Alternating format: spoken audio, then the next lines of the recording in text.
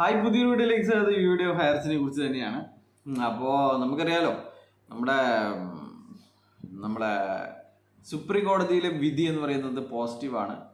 ഇതിപ്പോൾ പോസിറ്റീവ് കൂടി കൂടി കൂടി കൂടി പിന്നെ ഗ്രൂപ്പ് തന്നെ പൂട്ടിയ അവസ്ഥയിലാണ് മലപ്പുറം ഗ്രൂപ്പ്. നമ്മുടെ സഫാൻ പറയുന്നത് ശ്രീനാ പ്രതാപൻ പറഞ്ഞ പോലെ തന്നെ എന്തായാലും വിധി പോസിറ്റീവാണ്.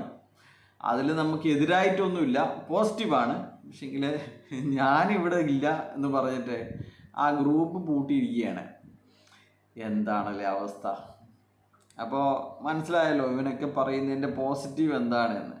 പോസിറ്റീവ് ആണെങ്കിൽ നമുക്ക് പണ്ടൊരു പോസിറ്റീവിൻ്റെ ഒരു കാര്യമാണ് പറയാനുള്ളത്. ആ കേട്ട പാടെ കേൾക്കാത്ത പാടെ ഇവരൊരു ലൈവിൽ വന്നിട്ട് അനിലക്കരയോട് കിളക്കാൻ പോകാനും എൻ്റെ അഡ്രസ്സും കാര്യങ്ങളൊക്കെ പിടികിട്ടിയിട്ടുണ്ട് എന്നൊക്കെ പറഞ്ഞാൽ നമ്മളെവിടെയും പോയിട്ടില്ല, നമ്മളിവിടെ തന്നെ ഉണ്ട്.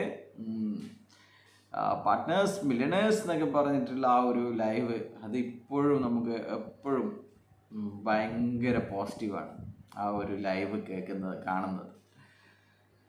അപ്പോൾ പക്ഷേങ്കിൽ ഈ പോസിറ്റീവ് സുപ്രീം കോടതിയിൽ നിന്ന് കിട്ടിയ പോസിറ്റീവിനെ കുറിച്ച് ഒരു വാക്ക് പറയാൻ വേണ്ടിയിട്ട് ഇവർ 24 മണിക്കൂറിലധികം 28 മണിക്കൂർ എടുത്തു എന്നറിയാം.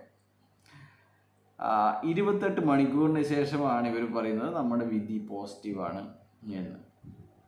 പക്ഷേങ്കിൽ നമ്മളൊക്കെ കണ്ടത് ഡിസ്മിസ്ഡ് എന്നാണ്. ആവശ്യം അപ്പാടെ നിരസിച്ചു എന്നുള്ള രീതിയിലാണ് നമ്മൾ കണ്ടിരിക്കുന്നത്. അപ്പോൾ ഇനി വേറൊരു കാര്യം പറയാനുള്ളത്, നാളത്തെ കോർട്ടിൻ്റെ ലിസ്റ്റിംഗ് വന്നിട്ടുണ്ട്. നമ്മുടെ ജാമ്യക്കൂട്ടിൽ നാളെ 11,500 പേജുള്ള കുറ്റപത്രം സമർപ്പിക്കാമെന്നാണ് പറഞ്ഞിരിക്കുന്നത്. ഇനി നാളെ ചിലപ്പോൾ സമർപ്പിക്കും, ചിലപ്പോൾ സമർപ്പിക്കില്ല, അങ്ങനെയുള്ള കാര്യങ്ങളാണ്. എന്തായാലും ബെയില് നാളെ കിട്ടില്ല എന്നുള്ളത് ഏതാണ്ട് ഉറപ്പാണ് അല്ലേ?